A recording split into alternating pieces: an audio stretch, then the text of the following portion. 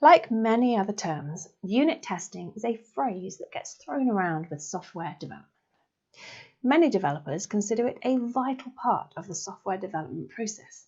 But what exactly is it? Does it help developers create software products?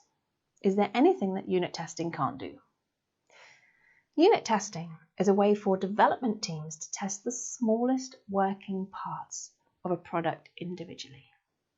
Instead of building a large product and trying to search through every bit of code when a problem arises, unit tests identify errors at the most specific levels. By properly coding unit tests into a software product, developers can reasonably assume that passing all unit tests means that a product should probably be working as intended. Unit tests work by giving a certain input to a function, then testing the output against what the developer knows to be the correct expected answer. For example, suppose a programmer creates a function to calculate the square of a number. If they supply an input of 4, the expected output should be 16. A unit test for this function would run the square function with 4 and test to see if the output is 16. If so, the function passes that particular unit test. If not, the unit fails the test and alerts the developer to investigate why the function returned an unexpected output. Some functions may work for certain inputs, but fail for others.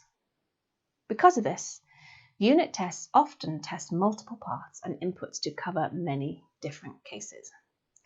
For the square function, the developer might write unit tests for negative numbers, positive numbers, and 0. Developers cannot possibly write unit tests for every possible input. A single square function could have infinitely many different inputs. Instead, the developer must determine key inputs and write unit tests that cover most of the edge cases and categories. Because of how many unit tests might be necessary to check a single function, large products may have hundreds or thousands of individual unit tests. Because it would take developers a long time to examine each of these tests, most unit testing only alerts developers to failures. Including every passed test would add information that most development teams do not need.